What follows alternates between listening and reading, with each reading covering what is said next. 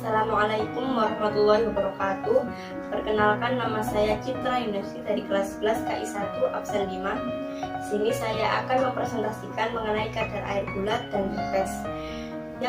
Materi ke-7.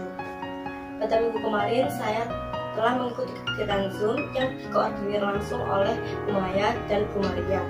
Dan dalam kegiatan tersebut saya diberi tugas untuk membuat 2 pertanyaan dan merangkum materi tersebut. 2 pertanyaan tersebut adalah: yang pertama, metode analisis kadar air yang ideal itu ciri-cirinya bagaimana? Yang kedua adalah, yang saya ketahui dalam analisa kadar air itu menggunakan 4 metode, yaitu metode termografimetri, metode fisis, metode destilasi, dan metode kimiawi. Untuk analisa kadar air bulat dan pepes itu menggunakan metode apa? Dan setelah saya mengajukan 2 pertanyaan tersebut, Bu Maria menjawab. Untuk soal yang pertama, metode analisis kadar air yang ideal adalah metode yang bisa membuat sampel mencapai berat konstan, tidak terdesikator lagi, dan diusahakan tidak terkena udara kotor supaya hasil analisis akurat. Untuk soal yang kedua, untuk analisa kadar air bulat itu menggunakan metode pengeringan atau termografimetri.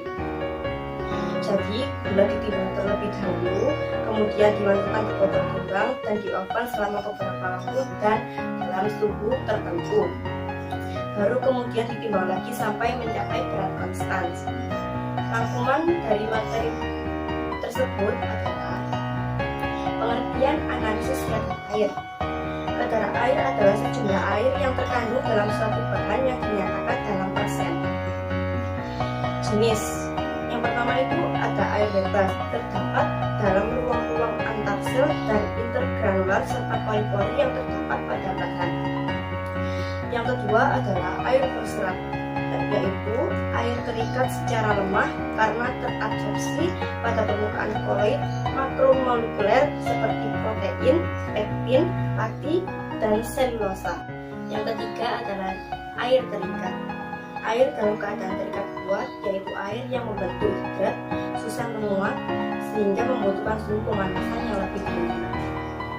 Metode ada 2, metode kimia dan metode termografimetri. Metode kimia yaitu ultraviolet vision. Metode termografimetri ada oven udara, dan oven udara itu seperti oven pada umumnya, oven biasa.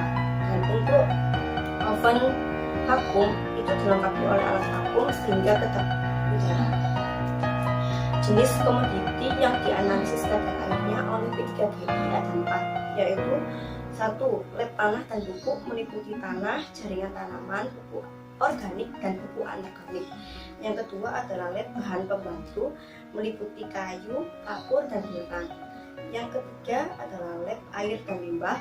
Yang keempat adalah lab gula dan pepes, yang meliputi gula kristal putih, gula kristal mentah, dan gula kristal rafinasi serta pepes. Tujuan analisis kadar air pada bahan itu adalah untuk menentukan kualitas bahan atau produk pada bahan pangan, karena air dapat mempengaruhi penampakan, tekstur, dan cita rasa pada bahan pangan tersebut.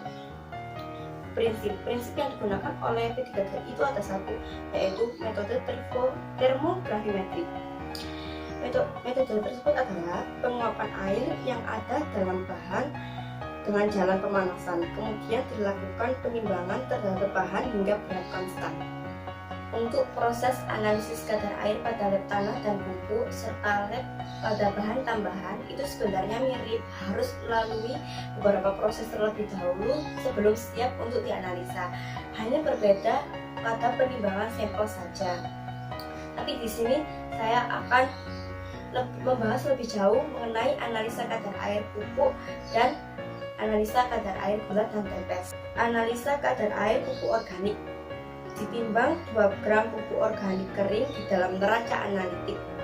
Yang kedua, kemudian sampel organik tersebut dimasukkan ke dalam botol timbang porselen. Kemudian sampel tersebut dimasukkan ke dalam oven bersuhu 105 derajat Celcius selama 16 jam karena air yang terkandung dalam sampel bersifat terikat sehingga butuh waktu yang lebih lama. Kemudian sampel pupuk organik tersebut didinginkan di dalam eksikator hingga dingin. Baru kemudian ditimbang lagi dalam neraca analitik hingga mencapai berat konstan. Yang kedua adalah analisa kadar air pada pupuk anorganik. Yang pertama adalah ditimbang 2 gram pupuk anorganik kering di dalam neraca analitik. Yang kedua, kemudian sampel pupuk anorganik tersebut dimasukkan ke dalam botol timbang. Sampel tersebut kemudian dimasukkan ke dalam oven bersuhu 80 derajat atau 105 derajat Celcius atau 130 derajat Celcius selama 3 jam tergantung jenis sampel pupuk yang dianalisis. Kemudian sampel pupuk anorganik didinginkan di dalam desikator selama 15 menit. Baru setelah itu ditimbang lagi di dalam neraca analitik hingga mencapai berat konstan. Untuk catatan tambahan, pupuk ZA dan pupuk urea tidak perlu dihaluskan lagi karena pupuk ZA teksturnya sudah halus dan untuk pupuk urea itu kandungan N-nya itu sangat tinggi sehingga tidak tahan terhadap pemanasan yang bersuhu tinggi. Analisis kadar air tetes. Ditimbang 3 gram tetes di dalam neraca analitik, kemudian sampel tetes dimasukkan ke dalam botol timbang. Sampel tersebut kemudian dimasukkan ke dalam oven bersuhu 105 derajat Celcius. Setelah itu dimasukkan ke dalam oven vakum bersuhu 65 derajat Celcius. Dan sebenarnya tetes itu merupakan limbah dari pengolahan gula sebelumnya. Analisa kadar air gula. Saat ini ada sebuah alat bernama halogen analyzer untuk membantu analisa gula supaya lebih cepat dan akurat. Yaitu cara-caranya itu timbang 20 gram gula di atas cawan penguapan yang berbahan aluminium. Cawan tersebut sudah menjadi satu di dalam halogen analyzer. Kemudian permukaan gula diratakan dengan menggunakan sendok dan dipanaskan di dalam alat tersebut yang kemudian bisa dianalisa langsung dengan cara dibaca. Di alat bernama halogen analyzer ini sudah tertera berat sampel, suhu, dan kadar air yang terdapat pada gula tersebut. Untuk rumus perhitungan kadar air itu adalah berat basah dikurangi berat garing per berat basah dikali 100%. Contoh soal.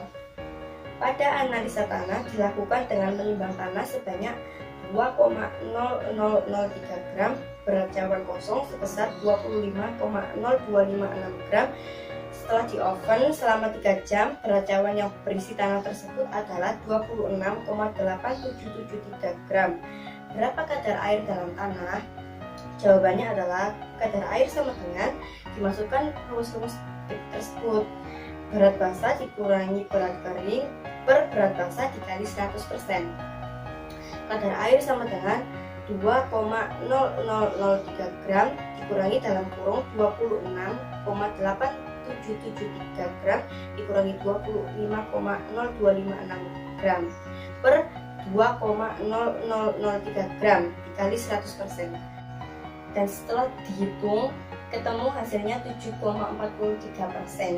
Jadi kandungan air yang terkandung dalam tanah tersebut adalah 7,43%. Sekian dari saya. Apabila ada salah kata saya mohon maaf. Wassalamualaikum warahmatullahi wabarakatuh.